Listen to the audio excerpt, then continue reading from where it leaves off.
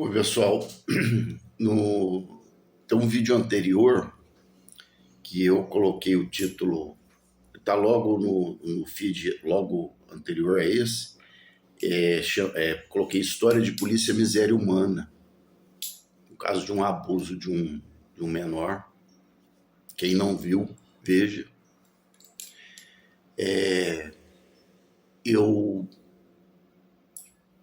agora eu achei interessante, eu vou tomar a liberdade de fazer a leitura de um texto que eu escrevia há muitos anos atrás. Ainda existia o crime de corrupção de menores dentro dos crimes sexuais e o crime de corrupção de menores fora do ECA, né, que agora está no ECA, não era uma lei esparsa, separada, mas de uma interpretação que hoje reverbera. E eu fiz uma crítica, eu vou tomar a liberdade de fazer a leitura.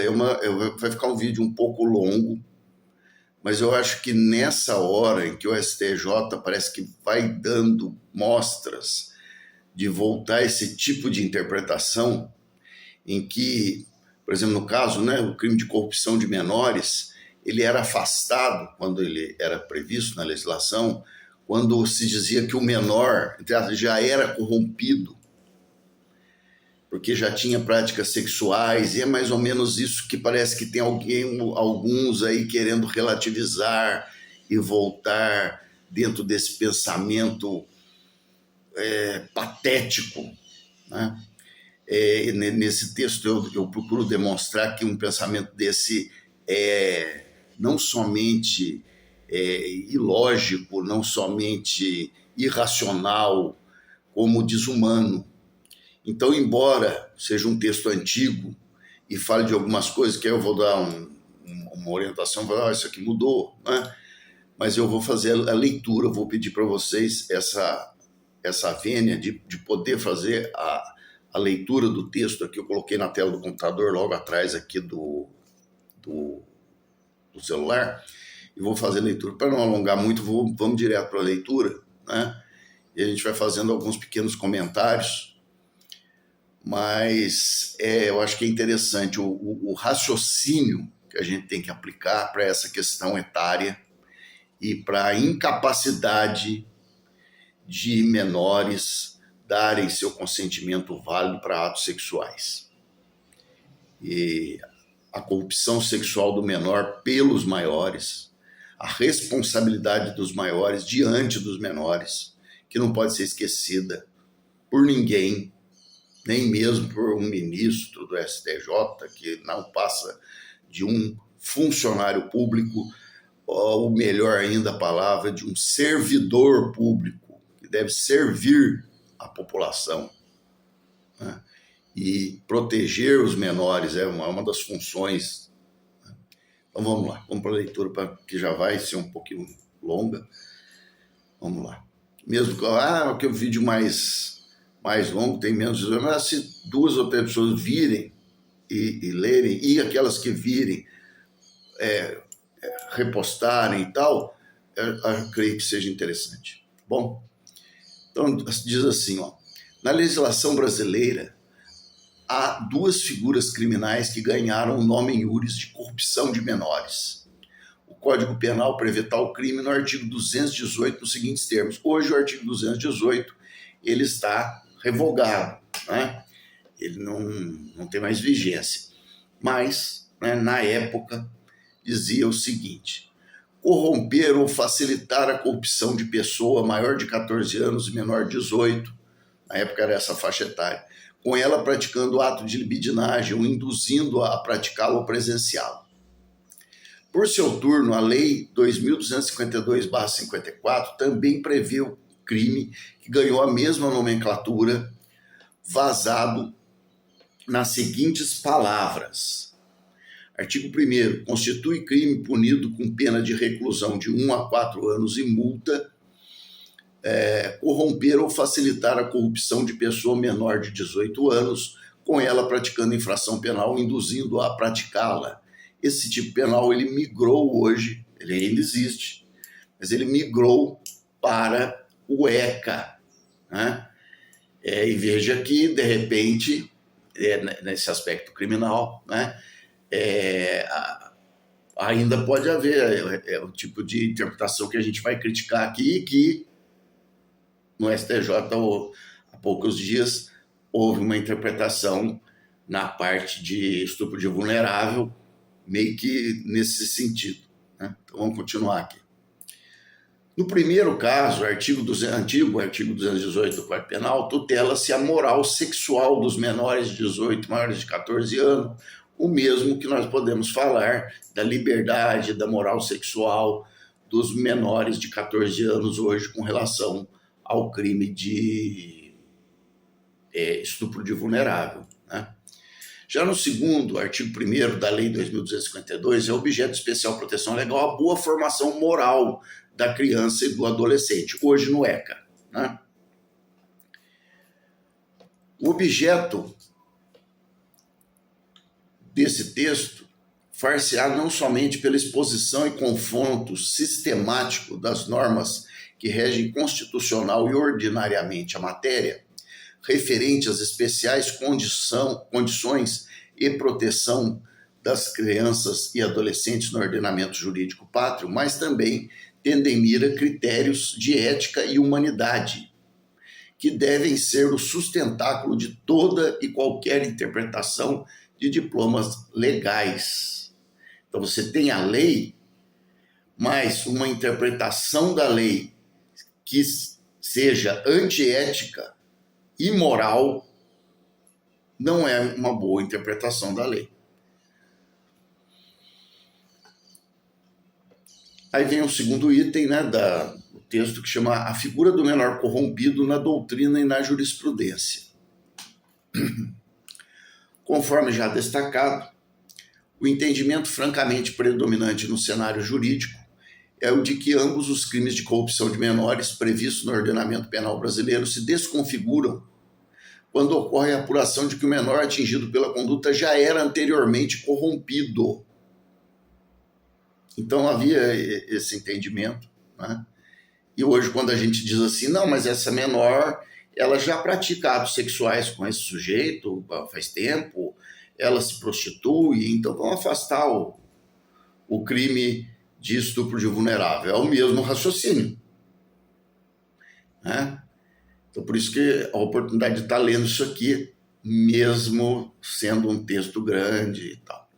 No caso do artigo 218 do Código Penal, revogado, né, uma menor que se dedica à prostituição, é um exemplo, né, admitida como sujeito, não seria admitida como sujeito passivo. Já no que se refere ao crime do artigo 1º da Lei 2.252 de 54, hoje ECA, um menor com diversos envolvimentos na prática de atos infracionais anteriores também seria alijado do rol de potenciais sujeitos passivos. Apenas a título ilustrativo, anotem-se as manifestações de alguns doutrinadores acerca da matéria. César Roberto Bittencourt assim se manifesta quanto ao artigo 218 do Código Penal. Sujeito passivo pode ser do sexo masculino ou feminino com idade entre 14 e 18 anos, vírgula, desde que ainda não seja sexualmente corrompido. Rogério Greco vislumbra a ocorrência de crime impossível, artigo 17 do Código Penal, quando o menor já é corrompido, tanto no caso do crime previsto no Código Penal como naquele da legislação esparsa, hoje ECA, que também é uma legislação esparsa, né? Eis que não se pode corromper aquele que já está completamente corrompido. Essa frase, entre aspas, do Rogério Greco.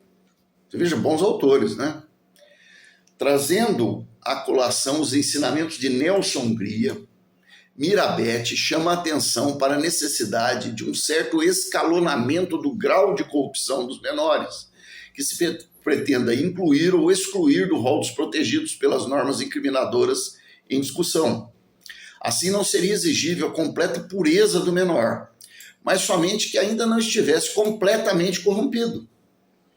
Nas palavras do autor, então entre aspas, Mirabete citando Nelson Hungria, todos os autores de escola, admite-se a ocorrência do crime ainda que o menor apresente alguma corrupção. Afirma Hungria. Em total estado de corrupção, afinal de contas, só se deve considerar a prostituta, a garçonete, a marguerite, inveterada em práticas luxuriosas, a uranista habitual. Mas se a corrupção tem graus em seu plano inclinado que conduz à total depravação, pode-se considerar moralmente corrompida aquela pessoa já experimentada nos prazeres carnais, normais ou anormais, dedicando-se a práticas luxuriosas e hábitos lascivos. A corrupção, em suma, é considerada em contraposto à ingenuidade sexual da maior parte dos menores da mesma idade. Não perde a proteção legal a menor que não tem uma conduta primorosa ou que tem namorados, frequenta bailes e festas. Por outro lado, não ocorre o crime com relação ao menor que denota plena emancipação de costumes, através de comportamento desdobrado em atos típicos de quem já se acha corrompida, ou que, mesmo virgem, se entrega ao agente no primeiro encontro. Olha o tipo de pensamento. Rumando até a fonte tradicional, do tradicional escólio de Hungria, confere-se que realmente o autor aponta como pressuposto do crime sob comento. Então eu fui lá no Nelson Hungria para conferir, né, o texto. Que o menor, porque lá era o Mirabete citando Hungria, que o menor não seja a pessoa já inteiramente corrupta, argumentando que, entre aspas, não pode haver corrupção onde não há o que corromper. Não há o que corromper no menor que já tem práticas sexuais ou que já tem práticas criminosas, no caso do outro crime. Veja só, nesse caso, tal qual modernamente afirma Rogério Greco, reconhece Hungria a ocorrência de uma tentativa inadequada. É o crime possível, né?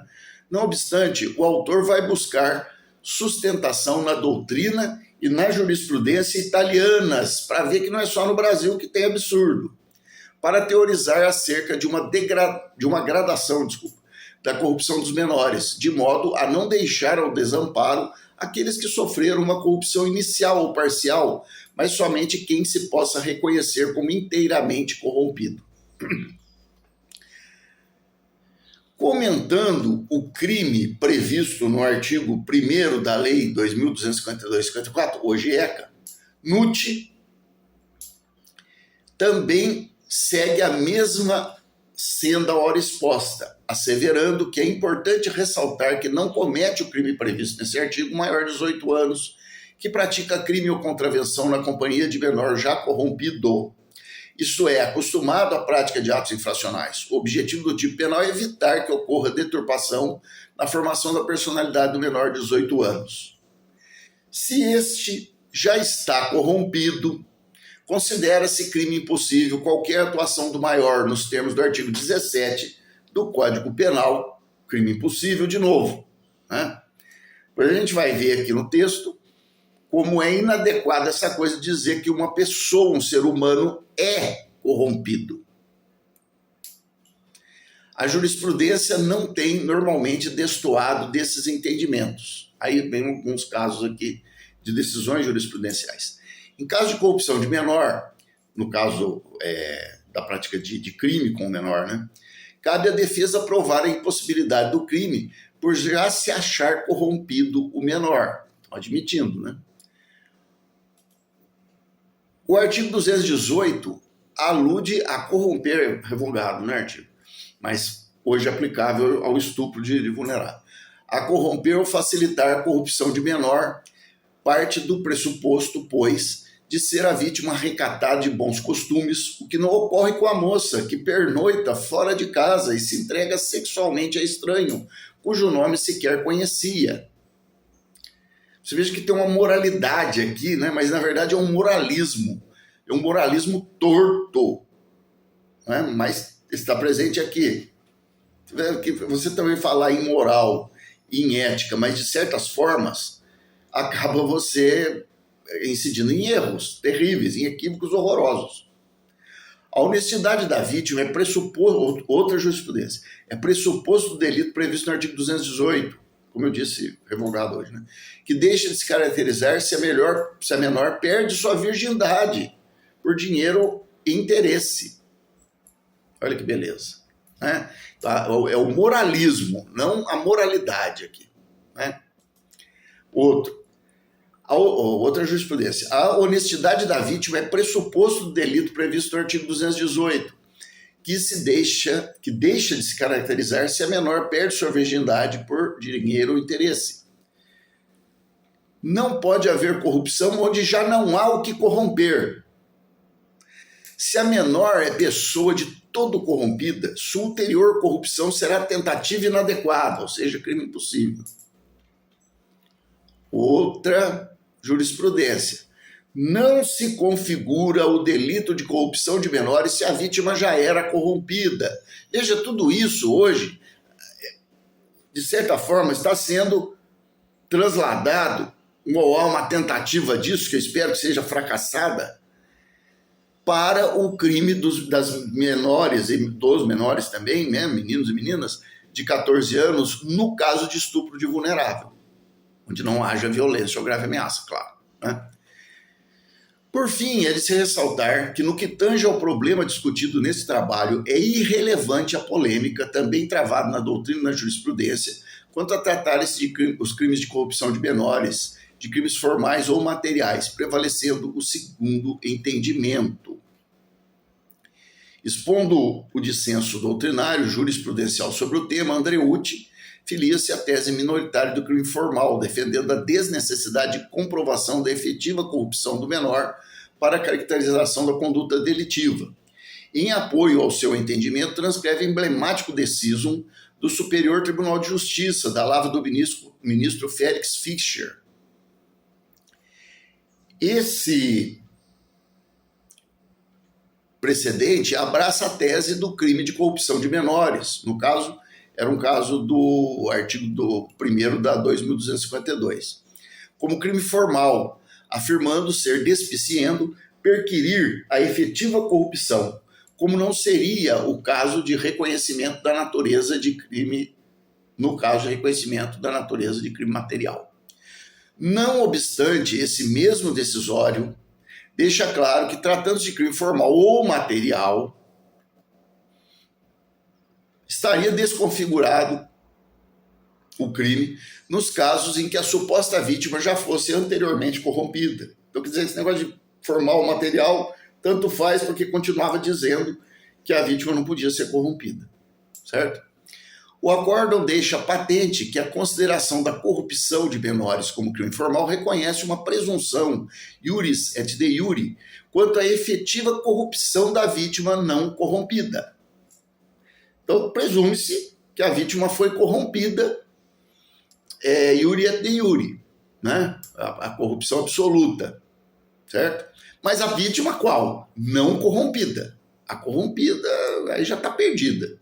Certo? É um menor que a gente desiste dele, certo? Afastando a possibilidade de discussão e mesmo a necessidade de pesquisa de sua conduta post-factum. Quer dizer, está dizendo o seguinte: a vítima, se ela foi ou não corrompida pelo ato, não importa, o crime é formal. Ainda era o entendimento minoritário. Eu não preciso averiguar se depois ela continuou cometendo crimes, se depois ela continuou corrompida sexualmente, praticando sexo aí à torta e à direita. Não preciso isso. Mas o que eu preciso ver é se ela já não era corrompida antes do agente praticar crime com ela ou praticar ato sexual com ela. Entendeu? No entanto, mantém claramente o decisum em destaque a característica de mera presunção iuris tantum para a anterior inocência moral da menor, ou do menor. Né? Então, aí é iuris tantum, aí vai ter que provar que não era antes corrompido. Vai ser objeto de discussão. A qual pode ser contestada, pesquisada e, acaso demonstrada pela defesa sua ausência no caso concreto, pode levar ao acatamento da atipicidade da conduta corruptora. Portanto, é facilmente perceptível que a discussão sobre a natureza de crime formal material da corrupção de menores não tem qualquer influência sensível no tema desse trabalho, que trata da necessidade ou não de que o sujeito passivo da conduta não seja anteriormente corrompido. As discussões são diversas e assentam-se em topos diferentes. Tema deste texto refere-se à situação moral da vítima antes da conduta criminosa, ante factum. Já a dúvida entre ser o crime material ou formal vai rumar para a situação moral da vítima após a conduta delitiva, post factum. A primeira discute pressuposto para que o crime possa configurar-se. A segunda refere-se aos efeitos da conduta criminosa e sua relevância ou não para a consumação do delito. Então são questões diversas, né? Onde se mantém a questão da impossibilidade do menor supostamente já corrompido ser corrompido.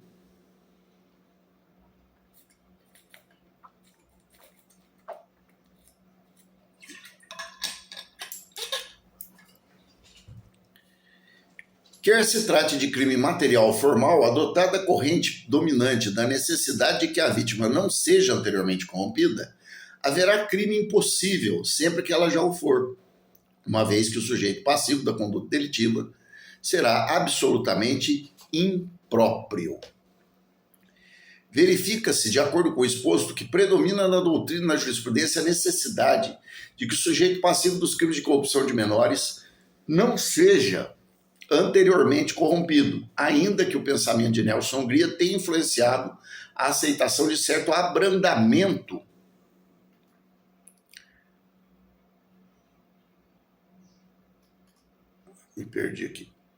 na exigência da inocência das vítimas, permitindo uma gradação da corrupção e só afastando a proteção penal daqueles totalmente corruptos. Percebe-se que grande parcela dos menores envolvidos em episódios que configurariam em tese crimes de corrupção de menores serão considerados inaptos para receberem o manto protetor da lei.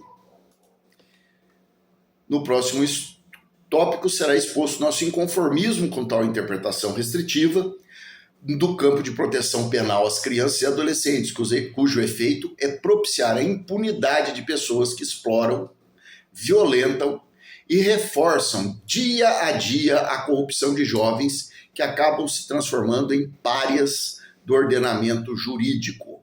O menor é corrompido. Tá, você está reforçando a corrupção. E está dizendo que o ordenamento jurídico não se importa mais com eles. Entendeu? Eles já estão corrompidos, já era. A menina já está tendo relação sexual com esse homem, ela está até grávida dele. Então azar. Eu esqueço que o fato de um crime de estupro hoje, né? No caso, hoje é estupro, não corrupção de menores. O estupro de vulnerável. O fato da vítima ficar grávida agrava o crime. Nadando contra... outro item do artigo agora, é o título. Nadando contra a corrente, é preciso repensar a interpretação dos crimes de corrupção de menores no tópico do sujeito passivo. E vale para o estupro de vulnerável hoje, né? Embora a posição do STJ seja de que o crime de estupro de vulnerável, frise isso, né? Ele é objetivo. Ele é assim, menor de 14, pronto. Essa tem sido a posição, mas parece que tem gente querendo mudar, querendo relativizar em certos casos, né? Tem gente lá dentro, a boa parte. O raciocínio que tem norteado o mundo jurídico no que tange ao tema em estudo é marcado por uma profunda e perigosa insensibilidade para com os aspectos humanos da questão debatida. Tanto mais profunda e perigosa, quanto menos conscientes estejam os responsáveis pela formulação de seus argumentos, pois que, assim sendo, opera de forma silenciosa e se infiltra nos vãos das palavras e dos pensamentos, tal qual um vírus mortal em sua incubação insidiosa, corroendo o corpo doente sem dar sinais até sua completa destruição. Só que neste caso, o corpo que sofrerá será a nossa infância e juventude.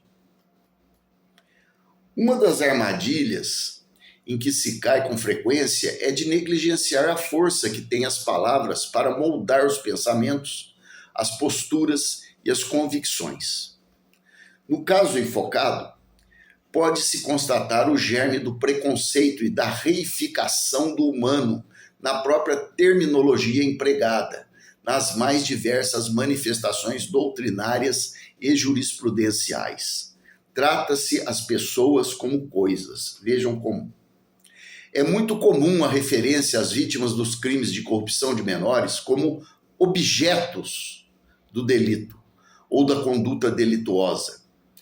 Como uma pessoa, uma criança ou um adolescente pode ser objeto e não sujeito em uma relação jurídica.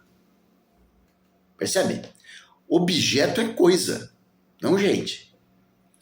Como destaca Abaniano, o significado da palavra objeto é generalíssimo e corresponde ao significado de coisa. E dessa forma, a noção de objeto se caracteriza por oposição ao sujeito. Isso é um dicionário de filosofia. A simples inadvertência no uso da palavra acima pode condicionar a mente, seu uso objeto, né? Que por um processo inconsciente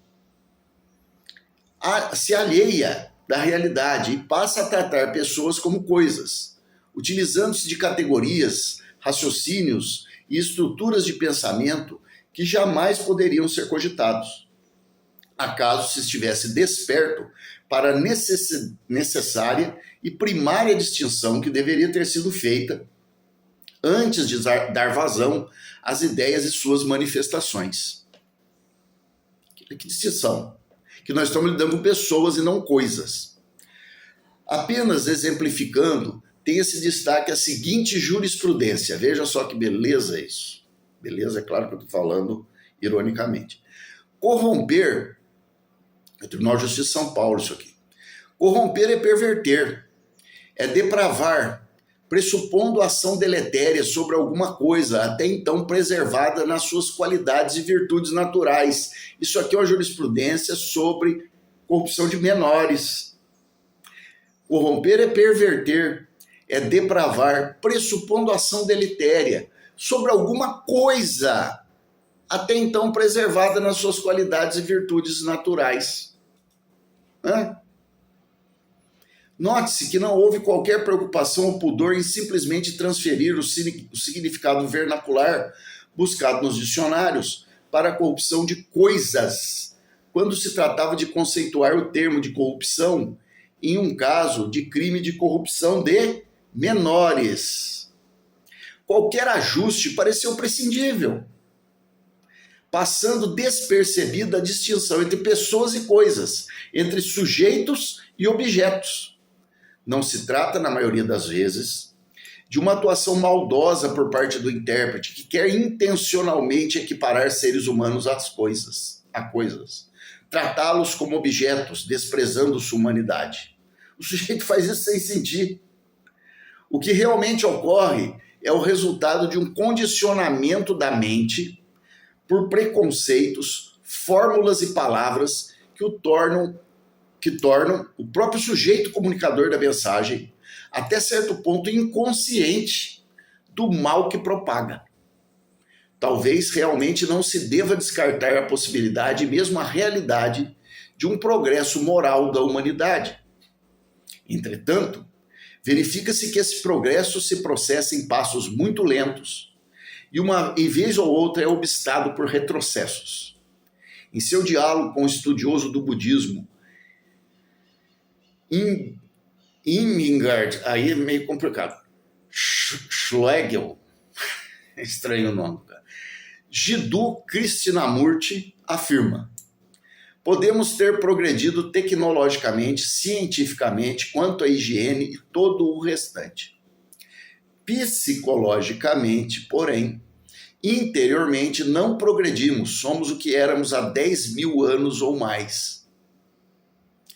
E o interlocutor acima mencionado concorda com o assertivo, reconhecendo que os homens querem ser bons, mas tem algo em si que frequentemente bloqueia esse impulso para o bem. São Paulo, eu estou incluindo aqui, São Paulo fala isso em uma de suas cartas, né?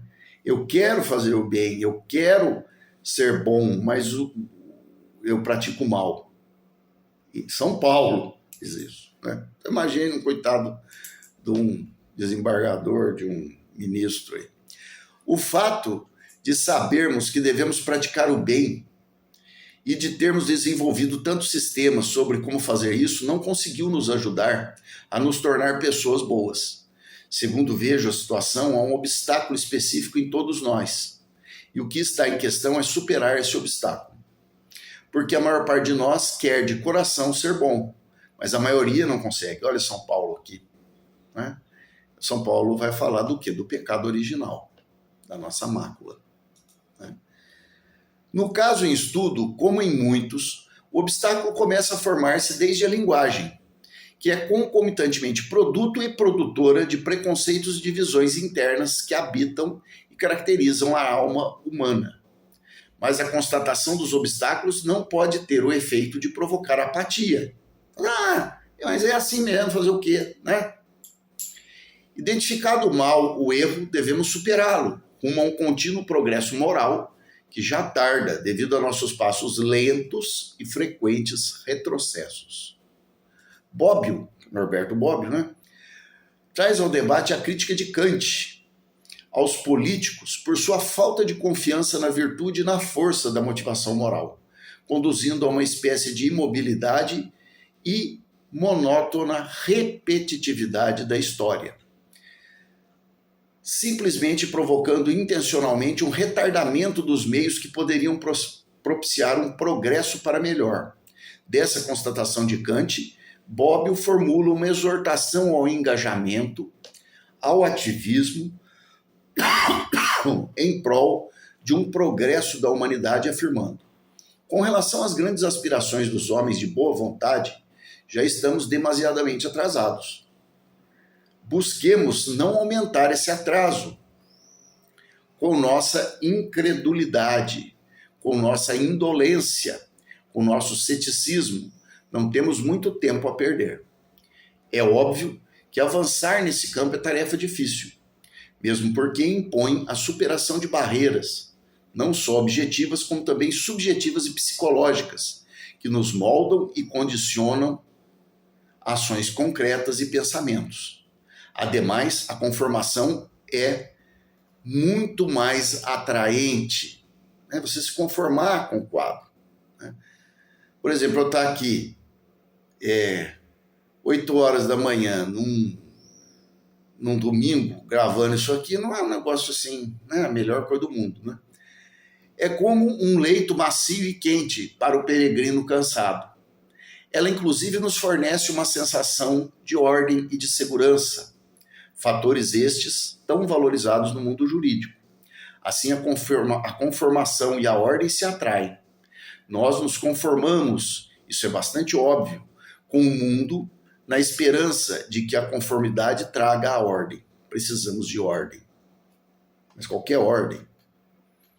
Uma ordem desordenada, uma ordem de uma consciência cauterizada? Acho que não. Esse trabalho, porém, tem como proposta justamente quebrar esse ciclo de conformismo, de monotonia e repetição sonífera e acrítica. O objetivo é transgredir o condicionamento, aquilo que tem sido reiterado continuamente de forma hipnótica, embotando a sensibilidade para as questões humanas envolvidas no problema. Este texto pretende colaborar para despertar o mundo jurídico, levando-o à percepção da realidade com que se depara, para além das palavras indevidamente empregadas, das associações e metáforas ilegítimas.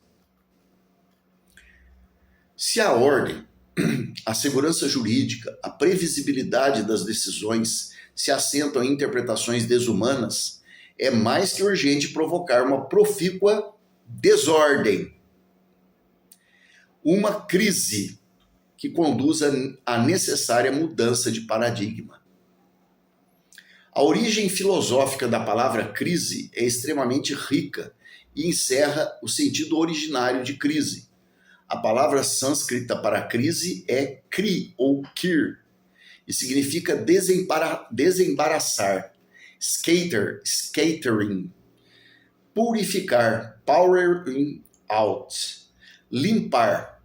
O português conservou ainda as palavras acrisolar e crisol, que guardam nítida reminiscência de sua origem sânscrita. A crise age como um crisol, elemento químico que purifica o ouro das gangas. A crisola purifica, limpa dos elementos que se incrustaram num processo vital ou histórico e que foram ganhando com o tempo papel substantivo. Por isso, no que tange a questão em debate, a ordem, o status quo, a segurança apenas aparentam benignidade. Lembremos de São Tomás de Aquino, de Santo Agostinho, da lei injusta e da guerra justa. Na verdade, então, estão a exigir uma ruptura decisiva para a depuração do seu conteúdo desumano e reificante. A mudança deve ter por meta a alteração do modelo de dualidade da relação entre o homem e os entes, que tem norteado geralmente de forma inconsciente e insidiosa os rumos da interpretação dos crimes de corrupção de menores. Há uma confusão, né, entre pessoas e coisas, uma coisificação. Buber aborda a questão dessa dualidade da relação do homem com os entes. Para o autor, tudo que existe ou confronta o homem, ou é para ele objeto passivo.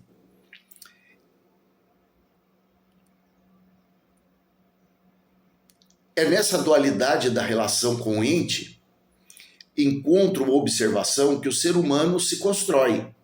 Esta seria a dupla estrutura da própria existência humana, por serem ambas maneiras básicas da nossa coexistência com os seres.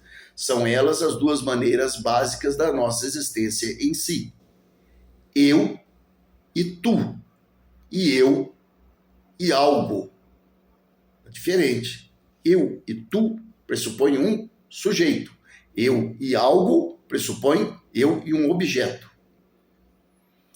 Urge a alteração do modelo de coexistência que tem conformado a relação entre os juristas e operadores do direito com nossas crianças e adolescentes no campo da interpretação do crime de corrupção de menores e hoje dessa tendência perigosa do estupro de vulnerável. É preciso proceder a uma mudança da relação eu-algo para a relação eu-tu. Afinal, seres humanos, inclusive crianças e adolescentes, cabem perfeitamente na assertiva do próprio Buber em sua obra. Abre aspas. O homem não é uma coisa entre coisas ou formado por coisas. Na verdade, o mundo jurídico vem absorvendo esse padrão de respeito à dignidade humana como centro irradiador e inspirador da criação, interpretação e aplicação das normas legais. Taipa de Carvalho, que é um autor português, identifica como um axioma fundamental a regra de que a pessoa humana deve ser assumida mental e praticamente como fundamento e fim último do direito e do Estado de Direito. O entendimento doutrinário jurisprudencial disseminado sobre a questão da configuração dos crimes de corrupção de menores, e hoje estupro de vulnerável, procede de acordo com a seguinte linha de raciocínio. Isso aí, esse entendimento tendencial agora nessa decisão, certo? Que não é um entendimento firmado pelo STJ a respeito, tem até súmula, né? A descrição típica baseia-se nos verbos corromper ou facilitar a corrupção. Dessa maneira, se um menor já é corrompido, antes da conduta do agente, conclui-se tratar-se de crime impossível, uma vez que aquilo, é usada essa palavra muitas vezes, né? Que já está corrompido definitiva e cabalmente, não comporta mais corrupção. Né? E veja, então, a menina que já tem relações sexuais com o indivíduo há tempos, então já foi. Né? A família autorizou, então tá tudo bem. Agora veja que interessante isso, né? Uma metáfora pode ser oportuna, que isso é uma metáfora, né? Para esclarecer essa proposição. Quando uma garrafa... isso não é metáfora não, aliás, me desculpe. Eu vou apresentar uma metáfora aqui para mostrar essa situação, como ela é absurda. Quando uma garrafa de vinho está intacta e guardada com todo cuidado em uma adega climatizada, conservando todos os caracteres desejáveis da bebida, é possível que um desavisado venha retirá-la do local devido, proceder à sua abertura e colocá-la em ambiente e condições inadequados, ensejando o quê? A corrupção do vinho, que pode até transmudar-se em vinagre. No entanto, se uma garrafa de vinho já havia sido aberta e guardada em local inadequado, exposta ao sol, em suma, em condições que proporcionaram a corrupção do vinho, não poderá ser imputada a partir daí a corrupção da bebida a outros que venham manuseá-la, ainda que indevidamente, pois que já era corrompida cabalmente e agora não mais comporta nenhuma corrupção original que já se operou, nem mesmo um reforço dessa corrupção que é total, não admitindo acréscimos, ou sendo qualquer eventual acréscimo absolutamente irrelevante. Né? Isso aí, né? Verdade. Realmente, o raciocínio procede. Para garrafas de vinho, para coisas, jamais para pessoas, especialmente para crianças e adolescentes. No ano de 1959, Roberto Rossellini produziu um filme chamado General de la Rovere. Segundo consta, a história é baseada em fatos reais. Conta o filme haver um homem mau caráter, um baixo vigarista, capaz de tirar dinheiro do luto alheio, da dor e da aflição das pessoas, sem pesar-lhe um momento sequer a consciência. Frente às suas vítimas, procura iludi-las, a elas e a si mesmo, argumentando haver agido movido por piedade. Ora, desde que tal sentimento possa render dinheiro, tudo bem. Seu nome é Brandoni e segue obtendo dinheiro em troca de vãs promessas de ajuda a presos políticos resistentes guerrilheiros em poder dos alemães. Bem, isso é um homem adulto, tá? O Brandoni. É um homem sedutor, de fala macia, por natureza e necessidade do ofício. Um enganador medíocre que seguiria nessa toada até o fim dos seus dias, ou até um golpe de monta que o fizesse enriquecer e poder finalmente ingressar no grupo de pessoas que vivem honestamente. No entanto, está este homem destinado a uma outra conquista, a da dignidade.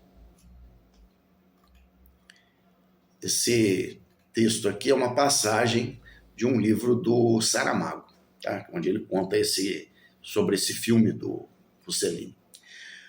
Quando suas artimanhas são descobertas, a Gestapo lhe oferece a chance de salvar-se e ainda locupletar-se com uma gorda recompensa em dinheiro. Ele aceita.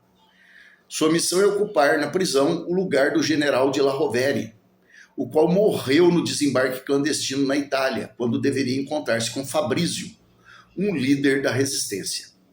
Brandoni deveria agir para denunciar o líder Fabrício, o qual também estava preso, mas cuja identidade era ignorada pela Gestapo. Então ele estava na mão da Gestapo, estava preso, mas eles não sabiam identificar quem era ele. Né? E ele também não conhecia o general pessoalmente. No segmento natural das coisas, Brandoni iria fechar sua carreira de imoralidades como o grande denunciante, o grande traidor. Ele que nunca passara de um estelionatário medíocre, poderia terminar na riqueza, quem sabe ainda usufruindo alguma honra, entre aspas, né?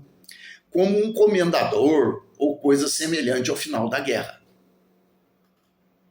Acontece que as oportunidades e as situações é que fazem e desfazem os homens.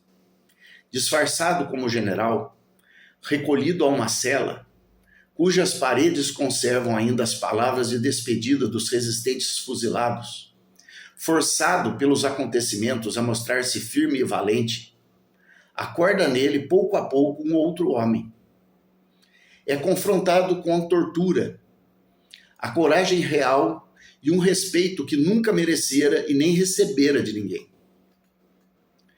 Tudo isso o converte profundamente no general de La Rovere, tomando atitudes e dizendo palavras que do general se esperavam. Ao final, quando tudo se perde e ele é submetido a torturas, mas ainda lhe acena a oportunidade de salvar a própria vida delatando Fabrício,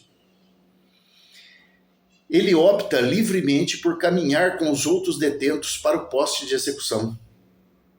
São dele as palavras corajosas que honram a pátria e reclamam a derrota dos inimigos. Aos olhos de todos, é o general de La Rovere que morre. No entanto, os espectadores sabem, espectadores do filme, né? A gente que está assistindo sabe. Na história, na época, ninguém sabia. Quem vai morrer é um homem pobre, um homem fraco, burlão, jogador sem sorte, chamado Brandoni, que aprendeu a ser corajoso, honrado e digno. Essa morte é uma vitória. É uma coisa tocante isso, né? E é um fato. É uma história, um filme, é um fato. E nós estamos falando de um homem adulto. Então, será que as pessoas, elas são corrompidas? Elas são como vinho, que ao se corromper não tem mais volta? Será? É José Saramago quem nos, principalmente criança, né? É José Saramago que nos brinda com sua sensibilidade ao captar e descrever a mensagem de um filme que chega à profundidade da alma humana mutável e surpreendente. Acrescentando ainda que talvez a fraqueza de cada um de nós não seja irremediável. A vida está aí, à nossa espera. Quem sabe se para tirar a prova real do que valemos, sabemos alguma vez quem somos? Brandoni sequer era uma criança, um adolescente em plena formação biopsicossocial. Era um homem adulto, mas um ser humano sempre em contínuo processo, sujeito a mudanças para melhor e para pior. Em seu caso, a mudança foi para melhor. Ele somente não era e não poderia ser assim considerado uma coisa, algo que é bom ou mal, que não tem escolha, determinado por uma forma, por impulsos naturais e nada mais, por apetites, somente isso. Quando eu digo por uma forma, é claro que os seres humanos também têm uma forma, uma substância geral, claro, né? Isso é aristotélico, isso é tomista. É claro que tem, mas essa forma, em termos de bem e mal, ela pode se alterar nesse aspecto, né? O que nós temos, e faz parte dessa forma, dessa natureza humana, é a capacidade de perseguir o bem, mesmo depois do erro, mesmo depois do pecado. Nós podemos nos reformar. Nós adultos. Agora você imagine crianças e adolescentes. Seria justo dizer que uma criança ou adolescente, está corrompido, acabou. Não vou mais protegê-lo, não. Né? Algo que, se não é bom, pode ou deve ser jogado fora ou desprezado sem maiores considerações. Né? Então, aquele final, ó. Algo que não tem escolha, determinado por uma forma fixa, né? Vamos dizer assim, por impulsos naturais e nada mais, apetites. Algo que, se não é bom, pode ou deve ser jogado fora ou desprezado, sem maiores considerações, inclusive crianças e adolescentes. Tratando do tema da psicanálise, Viktor Frankl formula uma dura e oportuna crítica ao que denomina pandeterminismo. Toma-se a liberdade de transcrever o teor do texto, tendo em vista sua afinidade com o tema em estudo. A psicanálise muitas vezes tem sido criticada por seu chamado pansexualismo. Freud, não é? Para começar, eu é o Franco, não eu. É que está entre aspas. Duvido que essa censura jamais tenha sido legítima. Parece-me, entretanto, que existe um pressuposto ainda mais errôneo e perigoso, que eu chamo de pandeterminismo. Refiro-me à visão do ser humano que descarta a sua capacidade de tomar uma posição frente a condicionantes quaisquer que sejam. O ser humano não é completamente condicionado e determinado. Ele mesmo determina se cede aos condicionantes ou lhes resiste. Isto é, o ser humano é autodeterminante em última análise. Ele não simplesmente existe, mas sempre decide qual será a sua existência, o que ele se tornará no momento seguinte. Da mesma forma, todo ser humano tem a liberdade de mudar a qualquer instante. Por isso podemos predizer seu futuro somente dentro de um quadro muito amplo, de um levantamento estatístico relativo a um grupo inteiro. A personalidade individual, entretanto, permanece essencialmente imprevisível. A base para qualquer previsão estaria constituída pelas condições biológicas, psicológicas ou sociológicas. No entanto, uma das principais características da existência humana está na capacidade de se elevar acima dessas condições, de crescer para além delas. O ser humano é capaz de mudar o mundo para melhor, se possível, e de mudar a si mesmo para melhor, se necessário. Viktor Frankl. Em trabalho anterior, já foi formulada a crítica ao tratamento que tem sido dado à juventude brasileira reiteradamente. O tempo passa, mas a angústia se repete, mais que isso, se agiganta. É deveras preocupante a situação de uma grande parcela da juventude brasileira condenada ao abandono, ao preconceito, ao ódio e à indiferença. E não se pense que essa última seja menos grave que os demais, pois não é sem razão que Dante reserva aos indiferentes um eterno suplício e o desprezo até mesmo do Senhor dos Infernos. Uma passagem do Dante agora, entre aspas, aqui. Essa sorte miseranda tem as almas tristíssimas daqueles que vivem sem infâmia, mas sem méritos. Estão misturados àquela hoste vil dos anjos que não se rebelaram e nem foram fiéis a Deus, mas que pensaram apenas em si mesmos. Foram expulsos do céu onde não cabem, e as profundezas do inferno os não recebem, já que glória alguma lhes trariam. Desprezo total, né? É um retorno, né? Se você é indiferente, você vai receber indiferença. É incrível como a sociedade é insensível ao problema da juventude carente, entrincheirando-se frequentemente em duas posturas básicas. Aquela que simplesmente ignora o tema e aquela outra marcada pela ideologia da mera repressão. O resultado disso é um fenômeno apontado por aqueles que tratam diretamente com crianças e adolescentes carentes. Uma nítida e inexorável falta de perspectivas. O jovem não enxerga um futuro, aquele futuro que, de forma desgastada, os políticos e o vulgo têm repetido insistentemente que esses mesmos jovens seriam. Ele simplesmente vive ou sobrevive o momento presente, ou no máximo tem objetivos de curtíssimo prazo. Apresenta uma descrença ou desilusão em qualquer mudança de seu status social. Os lugares ou papéis sociais que lhes parecem acessíveis não são atrativos, especialmente no seio de uma cultura consumista que lhes impõe fins elevados e limitados meios legítimos para alcance desses objetivos. Mas não é justamente a juventude o tempo dos sonhos e das esperanças? Por isso é espantoso que nossa juventude se mostre tão perdida e, pior, tão inepta. Mais inepta, porém, é a sociedade que permitiu e permite continuamente, pela repetição irrefletida de velhas fórmulas ineficientes e por uma inexplicável avareza nos investimentos, a perpetração dessa realidade medonha.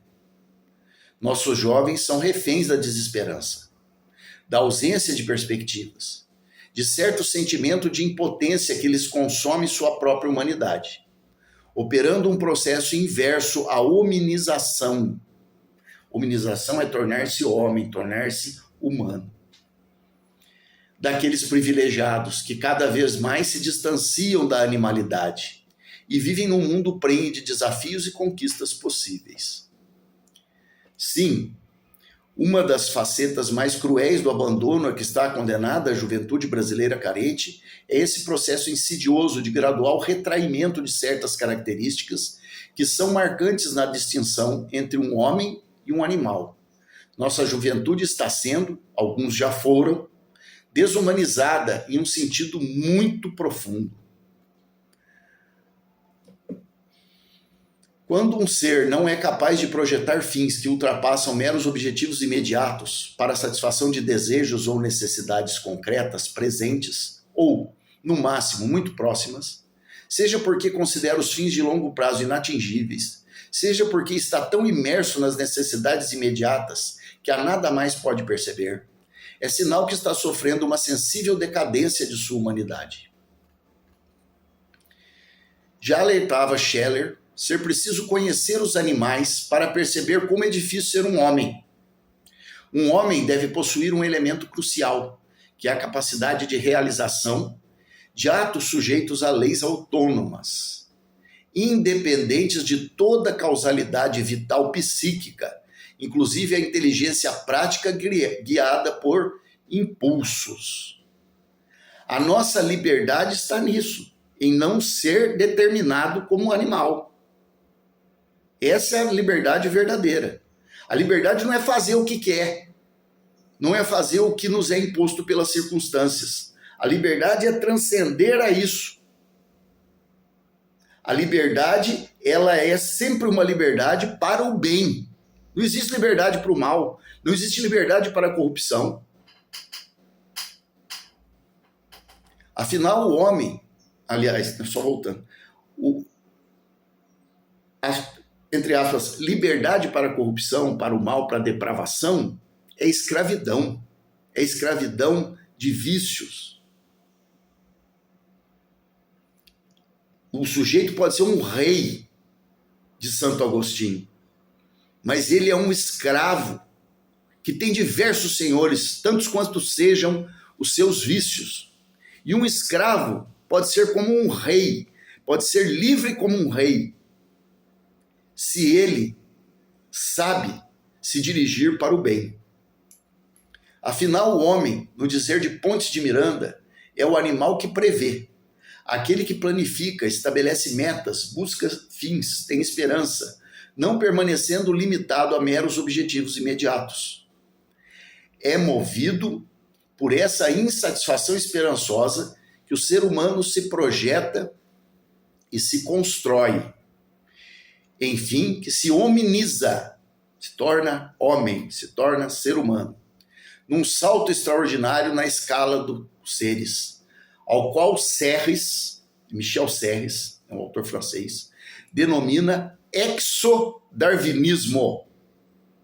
Não é, você não vai estar dentro de uma simples seleção natural, de uma evolução natural por ser. Não, o homem, ele está fora disso, ele transcende a isso, ele é capaz disso, ele não é um animal entre outros animais, por mais que queiram zoologizar os seres humanos.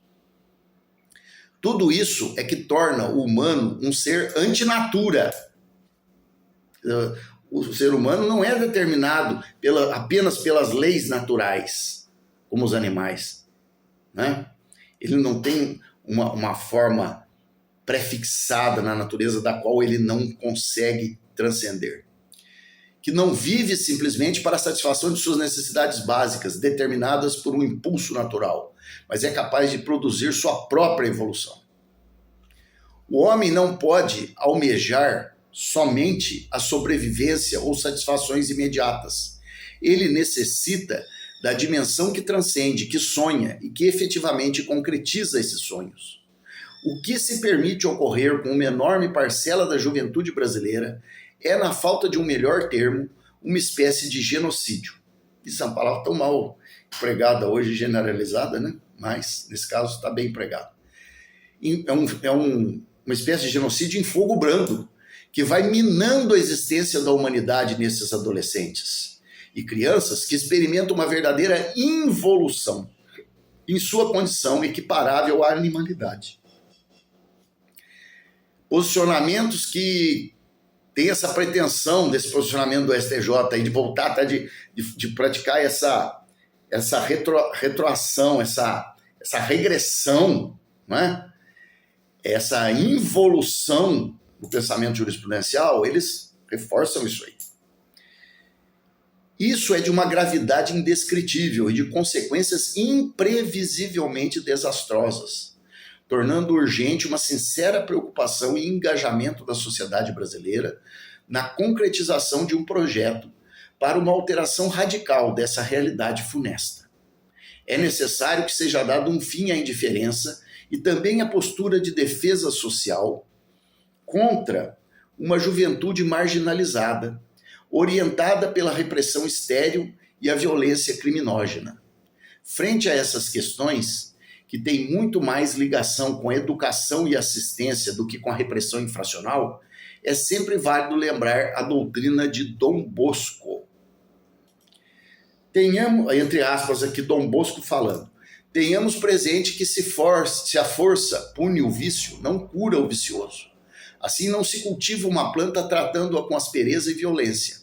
Assim não é possível educar à vontade, sobrecarregando-a com um jugo pesado demais.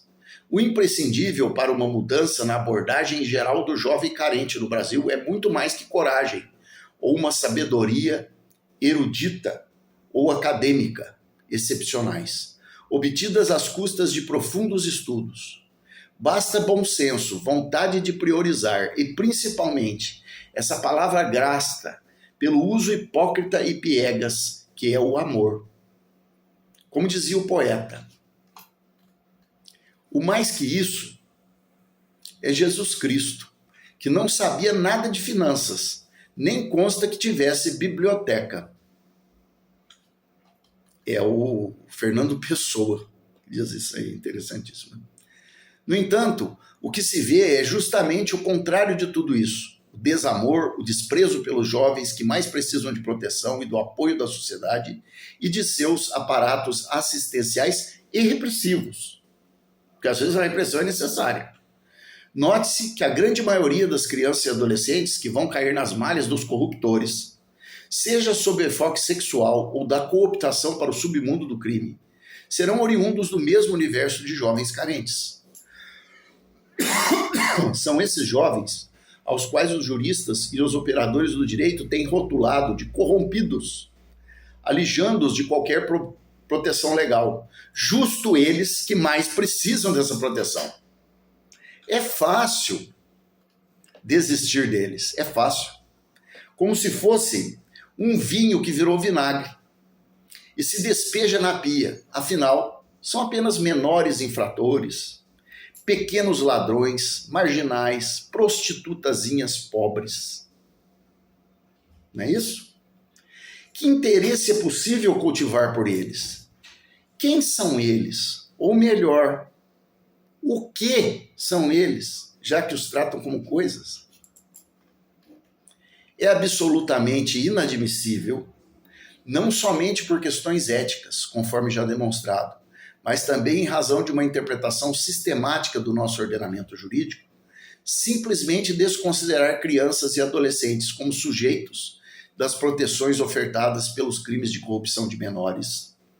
Hoje, o tema mais pungente seria o estupro de vulnerável, sob a descabida alegação de que já são corrompidos.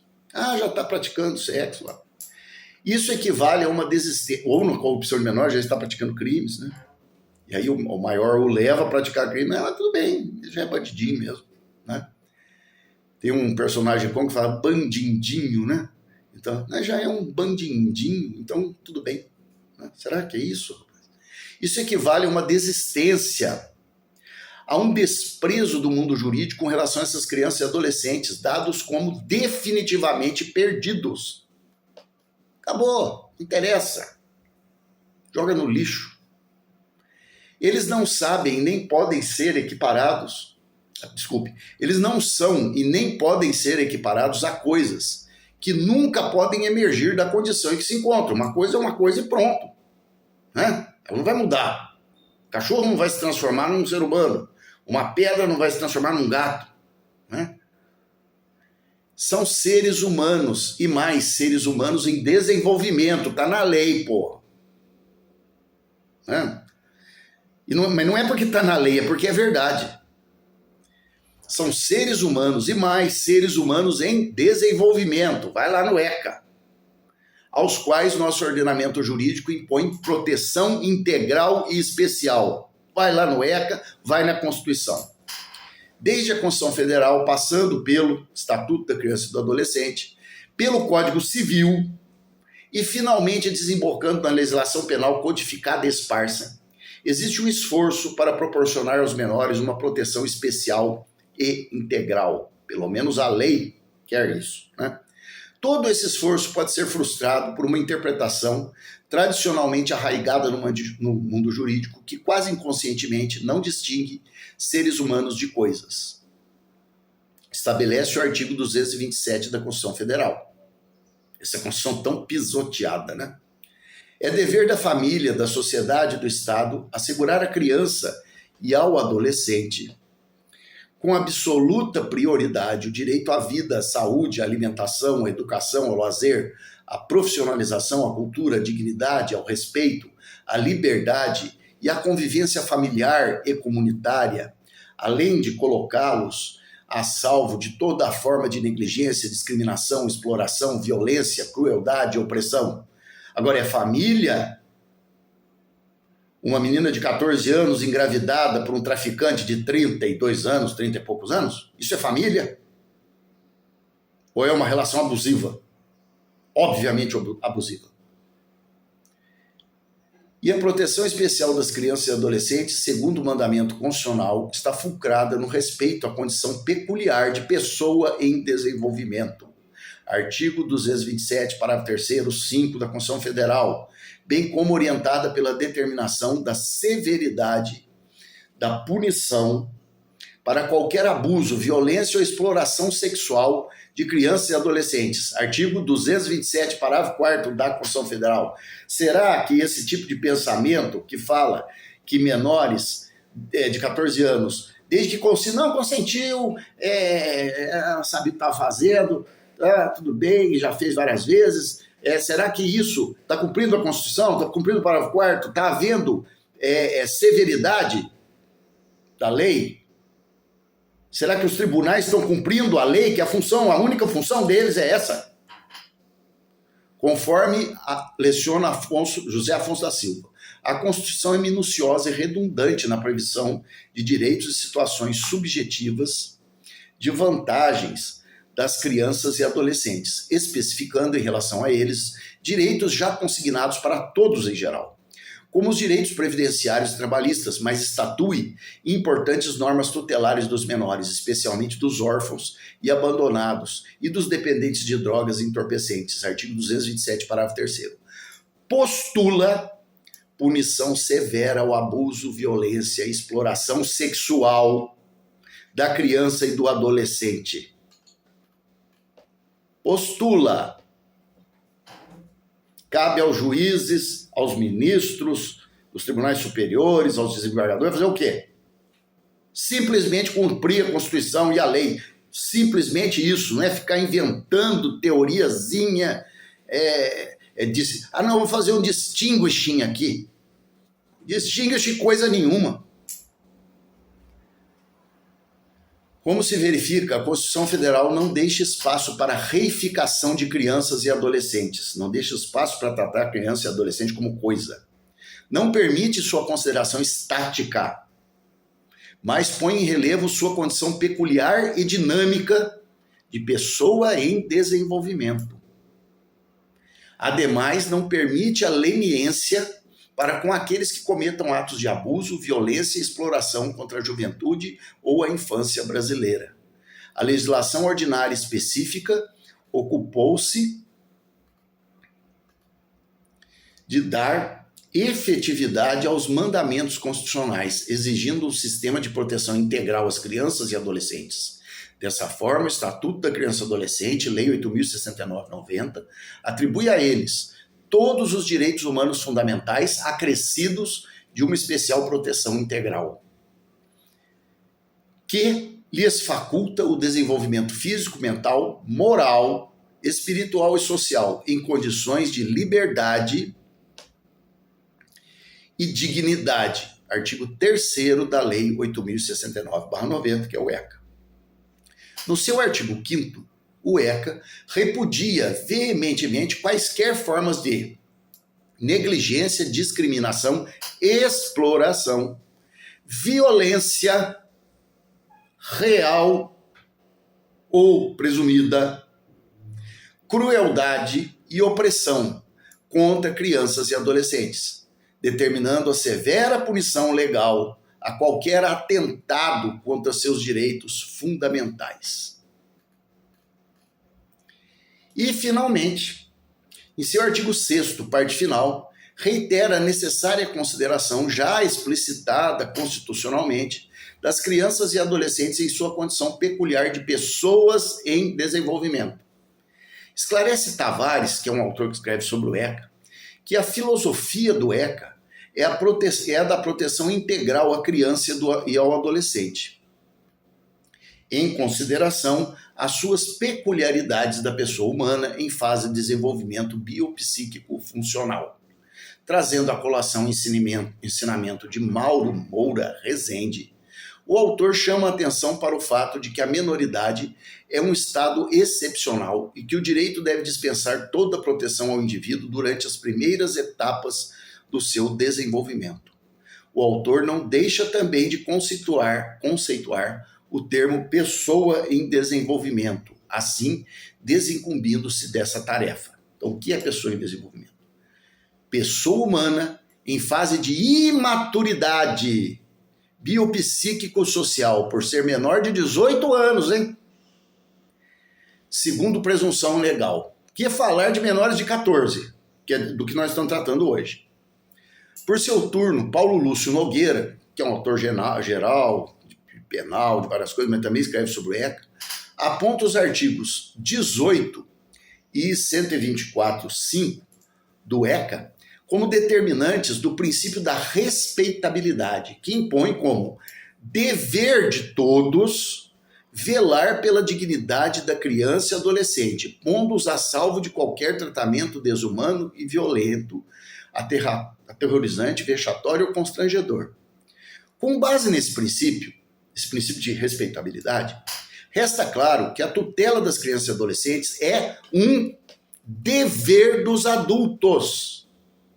O adulto tem dever com a criança, não ao contrário, e nem tem uma relação de igualdade ou de paridade, de nada. É uma relação de dever, de responsabilidade. A eles é imposta, aos adultos, toda a responsabilidade pelo respeito às crianças e adolescentes. Respeito. Independentemente da condição destes. Não importa se a menina que vem querer ter relações sexuais comigo, um sujeito de 56 anos, ela é prostituta, ela tá na rua, tá rodando bolsinha na rua, mas ela tem 12 anos, e aí eu vou. O responsável sou eu, não é ela. Isso moralmente também. Isso legalmente. Tanto faz nos dois aspectos.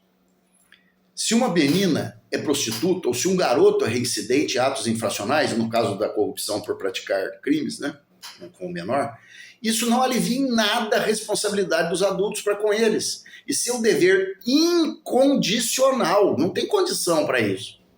De respeito com a sua condição de pessoa em desenvolvimento. A lei não pôs e nem poderia moralmente colocar condições para isso. Ah, não, mas se o menor isso, o menor aquilo, não tem essa.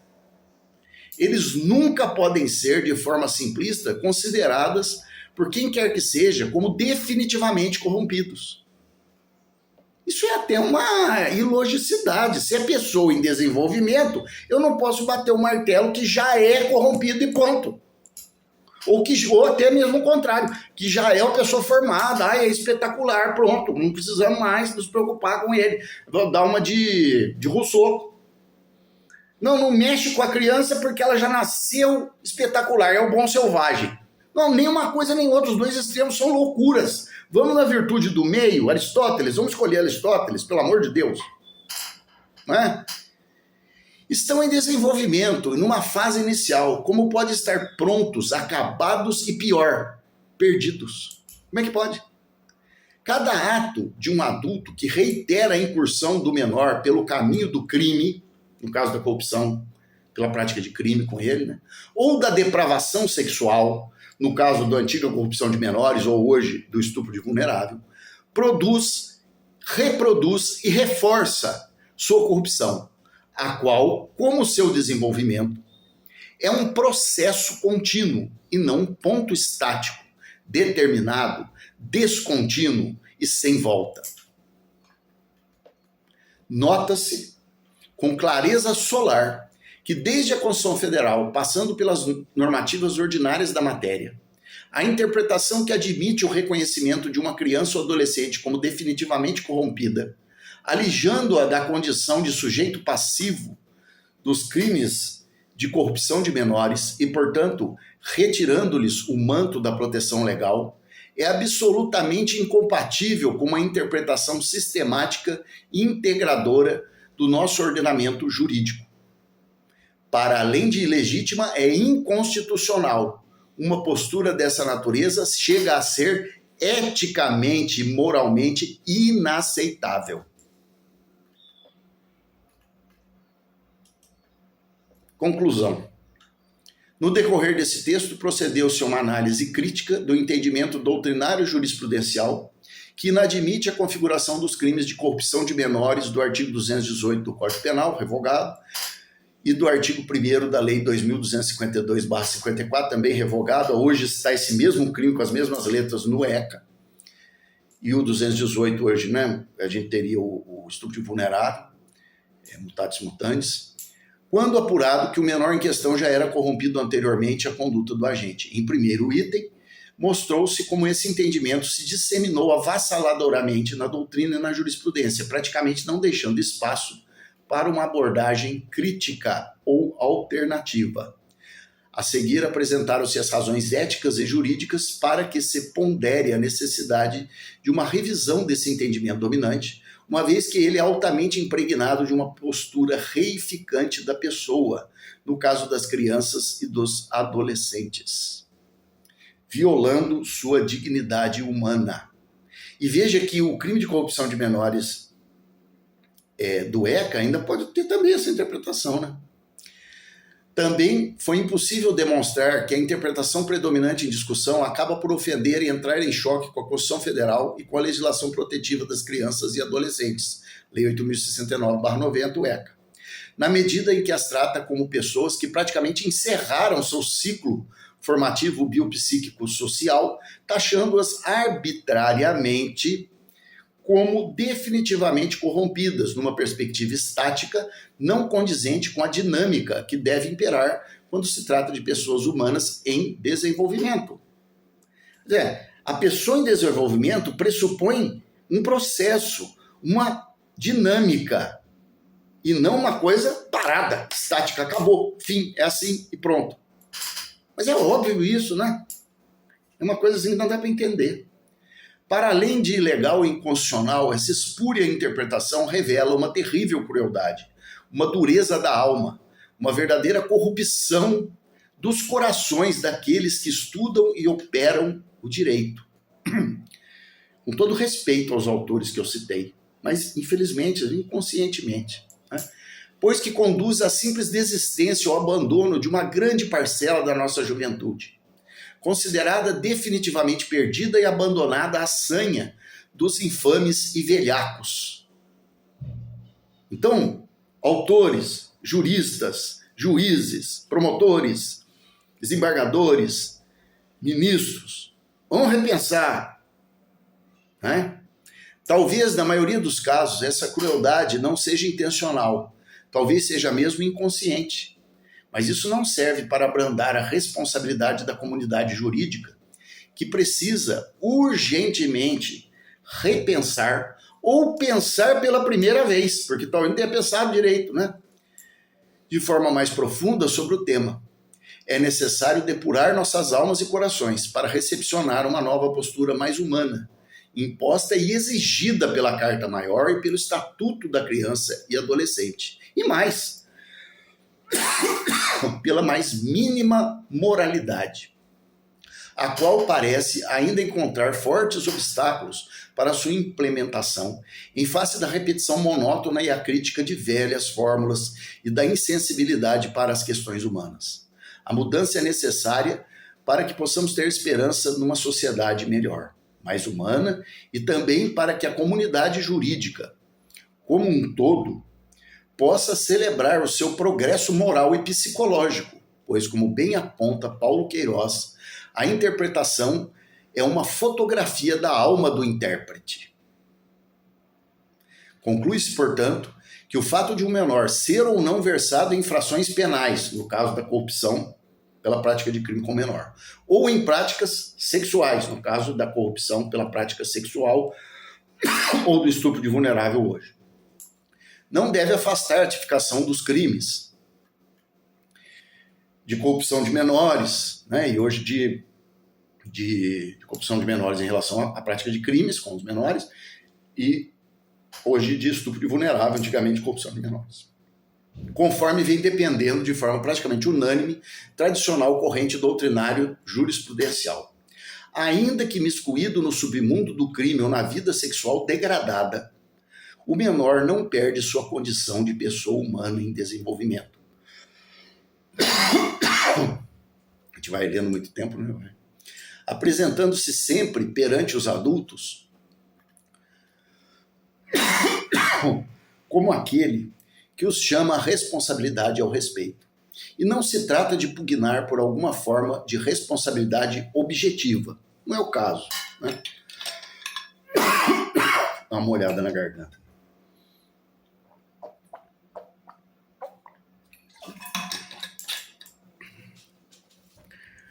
Não se trata de pugnar por alguma forma de responsabilidade objetiva no campo penal. Tão somente constata-se a impropriedade do pensamento que apresenta o ser humano, especialmente a criança e o adolescente, como pronto e acabado, e não como um ser em contínuo processo, podendo certamente ser influenciado, positiva ou negativamente, para, no primeiro caso, positivo, né, sair de um processo de corrupção. Pode, não é?